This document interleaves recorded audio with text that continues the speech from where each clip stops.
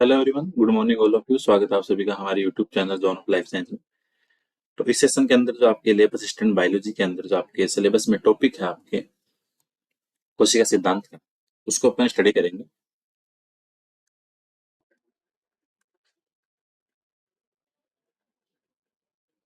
कोशिका सिद्धांत, cell theory.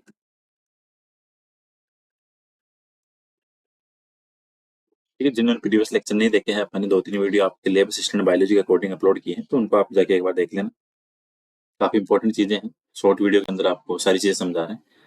ठीक है, आज का अपना टॉपिक है सेल थ्योरी की कोशिका सिद्धांत किसने दिया था, क्या था। जब भी अपन बात करते हैं सेल की, कोशिका की,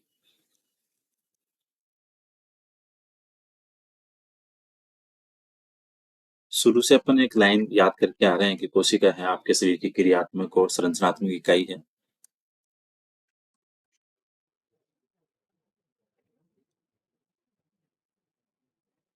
क्रियात्मक और संरचनात्मक इकाई।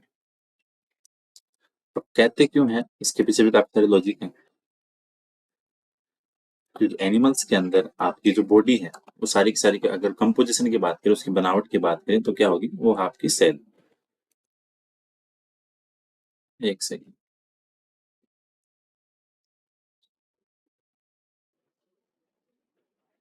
ठीक है, एनिमल्स के अंदर जो बॉडी है वो किसकी बनी हुई होगी, उसके अंदर होगी आपके अलग अलग टाइप की सेल्स होगी। ठीक है, जो आपके जीवों का शरीर है,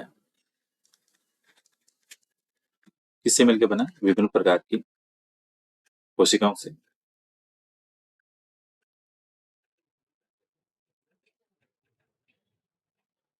कुछ जीव ऐसे होंगे जिनके अंदर सिर्फ एक ही कोशिका होगी, जिनको आप बोलते हो एक कोशिकीय, और कुछ के अंदर होगी आपके ज्यादा, जिनको आप बोलते हैं बहुकोशिकीय। ठीक है, कुछ जीव कैसे होंगे, एक कोशिकीय, जिनके शरीर में कैसे होगी, शरीर में एक ही कोशिका होगी।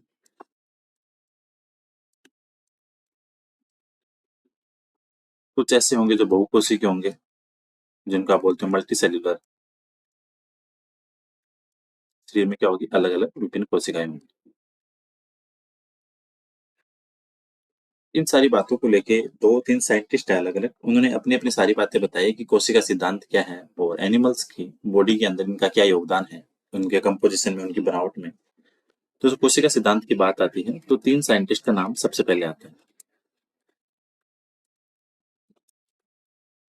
ठीक है, तो आपकी मेन कोशिका का सिद्धांत है, वहां पे 3 नाम सामने आते हैं।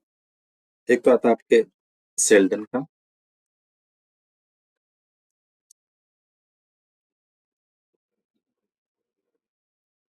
एक आता है आपके किसका, सवान का, और सबसे इंपॉर्टेंट आपके, वो आपके रुडोल्फ विर्चोव।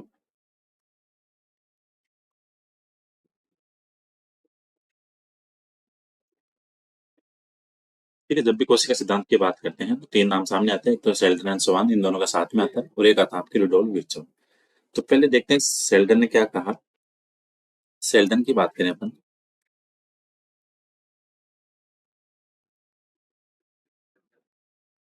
सेल्डन की जो डिस्कवरी थी वो थी 1838 में।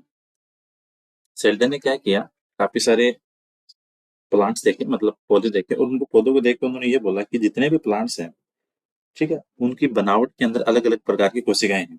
ठीक है, उन्होंने क्या बोला कि जितने भी उन्होंने प्लांट्स देखे, उन्होंने ये बोला कि ये सारे के सारे पादप हैं वो अलग अलग कोशिकाओं से बने हुए हैं।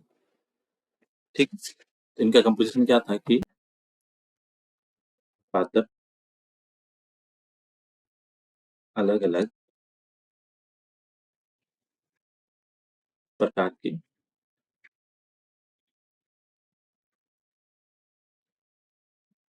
कोशिकाओं से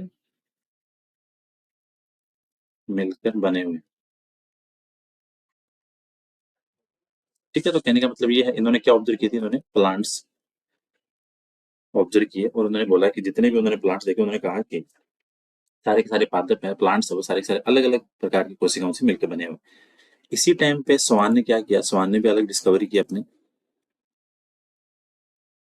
सेल्टन ने की थी आपके 1838 में, इन्होंने की 1839 में।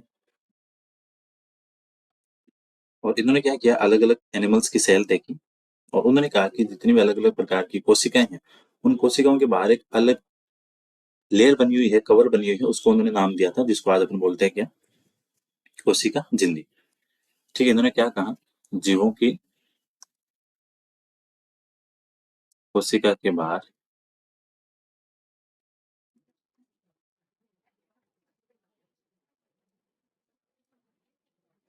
एक परत पाई जाती है, जिसको बोलते हैं,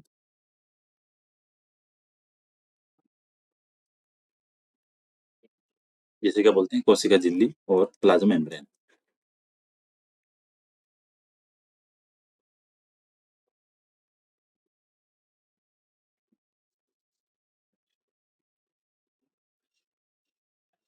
ठीक है, तो स्वान ने क्या किया, काफी सारे प्लांट सेल देखी और उनकी सेल के अंदर इन्होंने बताया कि इनके सेल के अंदर एक लेयर पाई जाती है, कवरिंग पाई जाती है, उसको बोलते हैं कोशिका झिल्ली। तो इसके बेस में दोनों ने एक कंक्लूजन निकाला कि एनिमल्स और प्लांट की जो बॉडी है वो किसकी बनी हुई होती है। इन दोनों का निष्कर्ष ये निकला, ठीक है, इन्होंने ये बताया कि एनिमल्स और प्लांट्स की जो बॉडी है वो किसकी बनी होगी, सेल और जो सेल के उत्पाद होंगे उनकी बनी होगी, पाचन और जीवों का शरीर कोशिका और उनके उत्पाद से मिलकर बना था।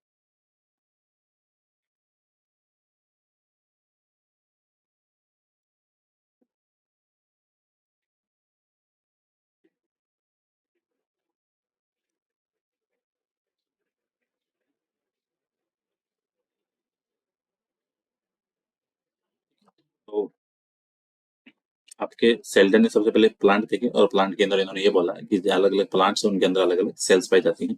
ठीक है, प्लांट्स के अंदर काफी टाइप की सेल होगी जिनसे मिलकर बना आपका प्लांट। सवान ने क्या किया कि सवान ने देखा कि आपके एनिमल्स के सेल के अंदर एक कवर पाई जाती है, परत पाई जाती है, जिसको बोलते हैं प्लाज्मा मेम्ब्रेन। और इन्होंने इसी के साथ बोला कि प्लांट्स के अंदर एक कोशिका भित्ति भी पाई जाती है। ठीक है, सवान ने क्या कहा,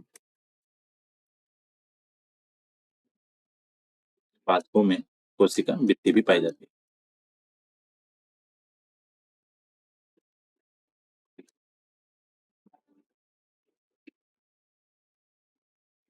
ठीक, तो सवाल ने क्या किया, एक तो बोला कि जीवों के अंदर जो सेल है उसके बाहर एक परत पाई जाती है जिसको प्लाज्मा मेम्ब्रेन बोलते हैं। और इसी टाइम पे इन्होंने कहा कि जो प्लांट्स है उनके अंदर एक अलग फीचर होता है, उसको बोलते हैं कोशिका भित्ति, cell wall.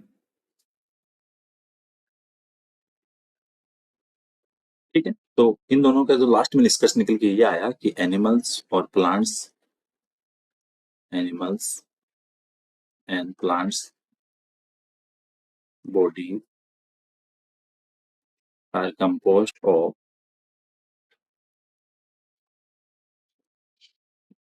Cell and cell products. ठीक है, कोशिका और कोशिकाओं के उत्पादों से मिलकर बनी हुई। इन दोनों ने ये बात तो बोल दी, लेकिन इन्होंने एक चीज ये नहीं बताई कि कोशिका बनती कैसे है, उसका ओरिजिन कैसे हो रहा है, वो वापस कहाँ से आ रही है। ठीक है, इन दोनों ने क्या नहीं बता पाए। सेल्डन और सवान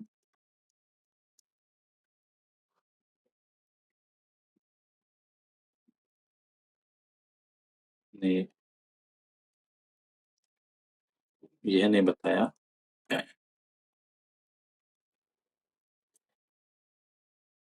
कि कोशिका का निर्माण कैसे हो रहा है।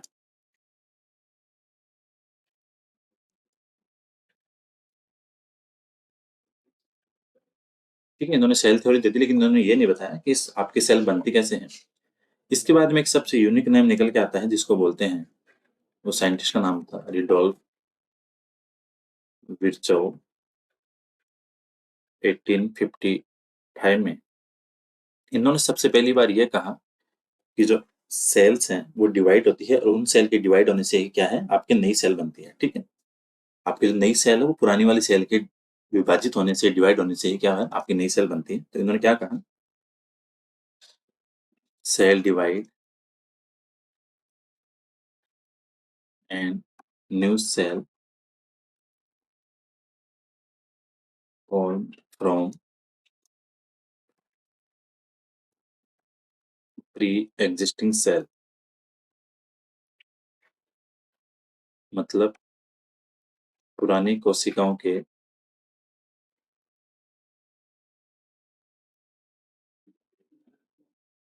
विभाजन से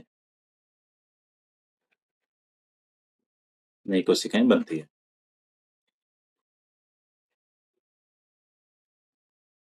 ठीक है, तो इन्होंने क्या कहा कि जो प्री एग्जिस्टिंग सेल है, जो पुरानी कोशिकाएं हैं, उनके विभाजन से ही नई सेल बनती है।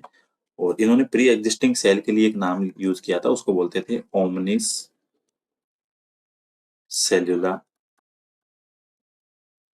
ई सेल्यूला। ठीक है, तो ये आपको ध्यान रखना है कि ओमनिस सेल्यूला ई सेल्यूला कॉन्सेप्ट किससे रिलेटेड है, तो ये आपके रिडोल विर्चोव ने।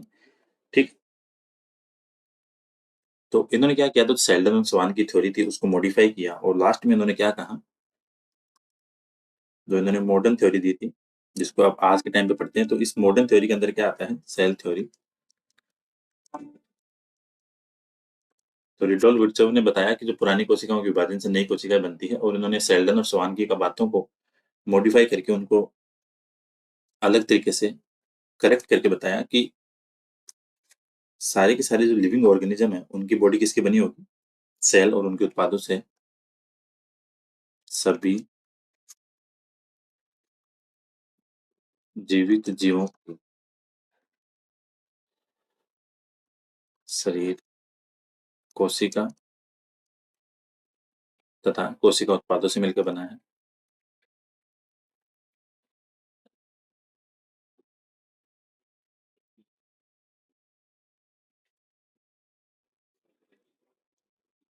ठीक है, अगर इंग्लिश में बात करें तो all living organisms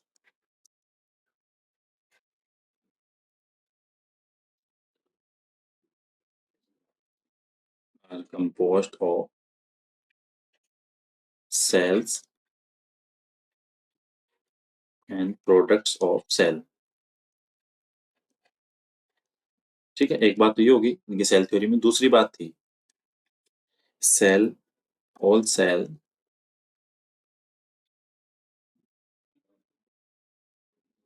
rise from pre existing cell. ठीक है, पुरानी कोशिकाओं से ही क्या है, नई कोशिकाएं बनती है।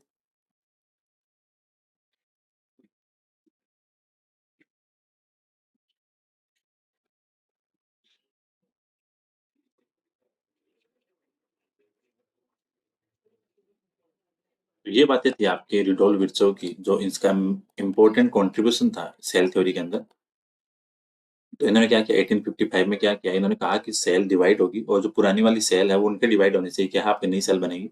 और इन्होंने क्या कहा, pre existing cell that means ओमनिस सेल्यूला ई सेल्यूला, इनके लिए वर्ड यूज किया था। तो ये आपको ध्यान रखना है कि पुरानी कोशिका के विभाजन से क्या नई कोशिका बनती है। और इन्होंने बाद में जो मॉडर्न थ्योरी है आज की सेल थ्योरी, जिसको अपन आज के टाइम पे पढ़ते हैं, वो रिडोल विर्चो की दी हुई है। और उन्होंने दो बातें बोली यहाँ पे मेन मेन, कि एक तो आपके जो सभी जो जीवित कोशिकाएं हैं वो किसकी बनी हुई है, कोशिका और कोशिका के उत्पादों की। पहली बात ये होगी। दूसरी चीज इन्होंने कहा कि जो आपके ऑल लिविंग सेल्स हैं, अगर इंग्लिश में बात करें, all living organism are composed of cells and products of cell. ठीक है, दूसरी बात इन्होंने बोली कि जो पुरानी सेल है उसी के विभाजन से ही नई कोशिकाएं बनती है। तो ये बातें थी आपके सेल थ्योरी के अंदर, जो रिटोल विर्चो ने दी थी, दो बातें थी।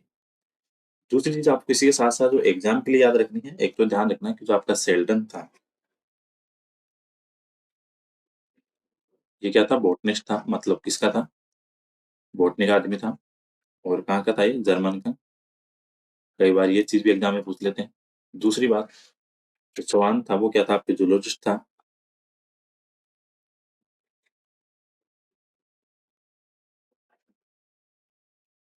ये क्या था, ब्रिटिश था। और एक एग्जाम में चीज आती है ओमनिस सेल्यूला ई सेल्यूला कॉन्सेप्ट, जो किसका हो गया, रूडोल्फ विर्चो का। ठीक है, एक क्वेश्चन आता है कि प्री एग्जिस्टिंग सेल से नई सेल बनती है, कॉन्सेप्ट किसका है,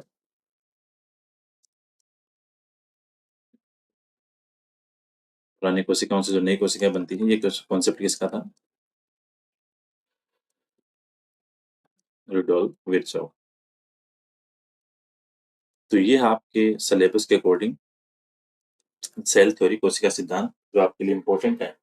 और ये आपके हर एग्जाम के लिए इंपॉर्टेंट, चाहे फर्स्ट ग्रेड के एस्पिरेंट हो, लैब असिस्टेंट की हो, चाहे आप सेकंड ग्रेड के हो, सब में काम आने वाली चीज है। तो होपफुली सेशन आपके लिए इंपॉर्टेंट रहने वाला है। तो सेल थ्योरी के अंदर अपन ने सेल्डन और स्वान की सबकी बातें देख ली इसके अंदर, ठीक है।